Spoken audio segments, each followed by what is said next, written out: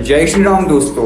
29 मई 2022 जब पंजाब के ही नहीं बल्कि हिंदुस्तान के ही नहीं बल्कि दुनिया के सुप्रसिद्ध सिंगर और रैपर सिद्धू मूसेवाला की दिन दिहाड़े 6 शूटर्स के द्वारा दर्दनाक हत्या की जाती है। लेकिन कुछ ऐसे क्वेश्चंस हैं जो अभी तक क्वेश्चन है, जिसमें सबसे बड़ा क्वेश्चन है क्या अभी तक उन्हें प्रॉपर जस्टिस मिल पाया है या फिर नहीं। तो इन सभी बातों को जानेंगे आज की इस वीडियो के माध्यम से। आपने क्या सिद्धू मूसेवाला का मर्डर आपने ही करवाया? जी, वो बात तो हमने पहले भी कबूल करी है जी।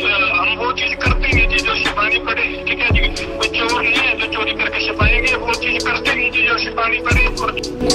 Shows all the killers of Sidhu Moosewala, especially Ankit Sikka sitting right in the middle, not more than 18 and a half years old. You can see him holding weapons in both his hands. What we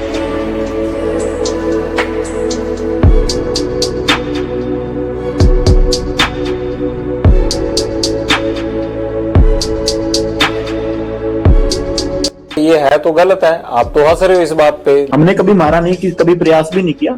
तो जब विक्की को मार दिया ना, उसके बाद शुरू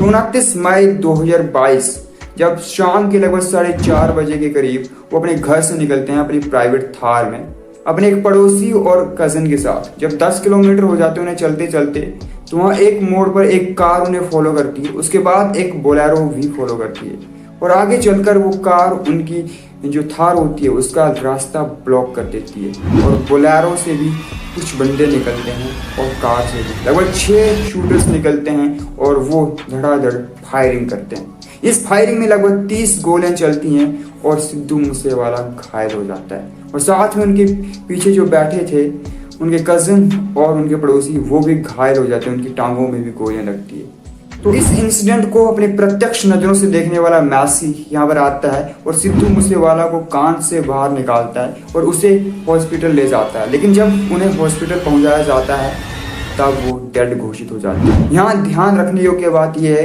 कि जब थार से निकाला जाता है उस टाइम वो जिंदा थे, यानी उस टाइम उनकी सांसें चल रही थी, लेकिन हॉस्पिटल जाने के बाद वहाँ उनको डेड घोषित कर दिया जाता है। उसे गड्डी से आन के उसके गड्डी के लबे लगे शीशे तोड़ के उसको निकाल के उसको सांस चल रही थी उस टाइम, सांस चल रही थी। बात गोल्डी बरार पोस्ट करता है सोशल मीडिया पर कि उन्होंने अपना बदला पूरा कर लिया सिद्धू मूसेवाला से। गोल्डी बरार इंडिया टुडे को यह भी कहता है कि सिद्धू मूसेवाला एक इगोइस्टिक पर्सन था जिसने अपनी मनी पावर और पॉलिटिकल पावर का मिसयूज किया था, यानी गलत यूज किया है। और साथ में कुछ उसने ऐसी अनफॉरगेटेबल मिस्टेक्स करी थी जिसकी वजह से उन्होंने उसे ये पनिशमेंट दी है। लेकिन केवल यही रीजन नहीं है सिद्धू मूसेवाला की डेथ के पीछे, इसके डेथ रूट्स कुछ अलग भी हैं और कुछ डेप्थ में भी हैं, जिसमें सबसे पहला है प्राइमरी रीजन विक्की मुडुखेड़ा का हत्याकांड। यानी कि 1 अगस्त 2021 को विक्की मुडुखेड़ा की हत्या की जाती है 20 गोलियों के साथ शूटर्स के द्वारा। विक्की मुडुखेड़ा एक अकाली दल का युवा नेता था, वो भी यूथ अकाली दल का, एक 33 साल का नौजवान, और इसके गहरे संबंध और नजदीकी संबंध थे लॉरेंस बिश्नोई के साथ। इवन अपने भाई के समान था लॉरेंस बिश्नोई का ये। तो जब इनके शूटर्स को पुलिस अरेस्ट करती है तो यहाँ पर शूटर्स पुलिस और मीडिया को कहते हैं कि शगनप्रीत ने भी उनकी हेल्प की थी उस मर्डर में, और शगनप्रीत सिद्धू मूसेवाला का मैनेजर भी था। लेकिन टेक्निकली ये थोड़ा गलत भी है क्योंकि शगनप्रीत कई पंजाबी सिंगर्स का मैनेजर था। हाँ, सिद्धू मूसेवाला के भी उसने 2-3 शोज जरूर मैनेज करे थे, लेकिन प्रॉपर मैनेजर नहीं था। लेकिन हाँ, ये बात सत्य है कि उनके रिलेशन थे। और उसके बाद शगनप्रीत चला जाता है ऑस्ट्रेलिया, तो उन्हें लगता है कि सिद्धू मूसेवाला ने उसे ऑस्ट्रेलिया भिजवा दिया ताकि उसे गिरफ्तार ना किया जाए। तो इस तरीके से सिद्धू मूसेवाला उनके इस केस में फंस जाते हैं और उनकी नजर में आ जाते हैं। और यहाँ पर दूसरा रीजन है उनका गाना बम्बिया बोल।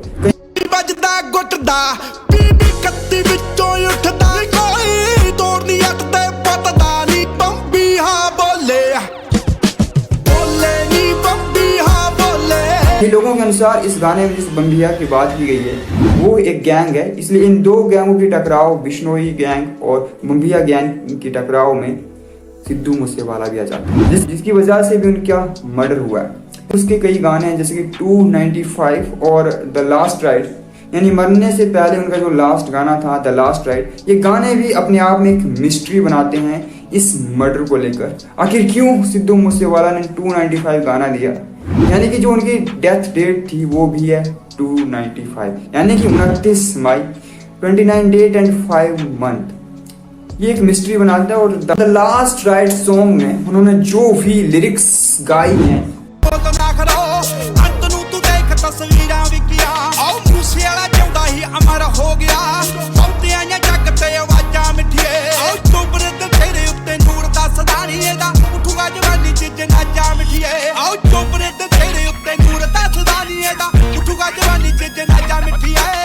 वो बिल्कुल इस इंसिडेंट से रिलेट करती हैं, यानी जैसे कि उन्हें पहले ही पता हो कि वो अब मरने वाले हैं कुछ समय के बाद, तो ये एक मिस्ट्री क्रिएट करती है। लेकिन जो तीसरा फैक्टर है वो है पॉलिटिकल, क्योंकि उससे पहले कांग्रेस की सरकार वहां पर थी और कांग्रेस के एक लीडर भी थे सिद्धू मूसेवाला। 22 के इलेक्शन में उन्होंने चुनाव भी लड़ा था कांग्रेस की तरफ से, लेकिन 63,000 मतों से हार भी गए थे आम आदमी पार्टी के उम्मीदवार से। अब सरकार थी आम आदमी पार्टी की, तो उनकी जो सिक्योरिटी 8 गार्ड्स की होती थी वो 4 गार्ड्स की कर दी जाती है, और डेथ से 2 दिन पहले तो उनकी सिक्योरिटी 2 गार्ड की कर दी जाती है, यानी और भी कम कर दी जाती है। और जिस दिन उनकी डेथ होती है उस टाइम उनके पास एक गार्ड भी नहीं था। इस तरीके से कई लोग इस सरकार का भी इनकी डेथ और मर्डर के साथ कनेक्शन जोड़ रहे हैं कि कहीं सरकार भी मिली ना हो उनके इस मर्डर में। आखिर क्यों उन्होंने केवल 1-2 दिन पहले ही उनकी सिक्योरिटी हटाई और उसके बाद उनका मर्डर हो गया। रीजंस थे जिनकी वजह से इनका मर्डर हुआ। लेकिन अब मेन क्वेश्चन आता है कि क्या उन्हें जस्टिस मिल पाया या फिर प्रॉपर जस्टिस उन्हें मिल पाया। तो इसे मैं 2 पॉइंट्स में डिवाइड करना चाहूंगा। फर्स्ट, डायरेक्ट जस्टिस जिसे हम कह सकते हैं।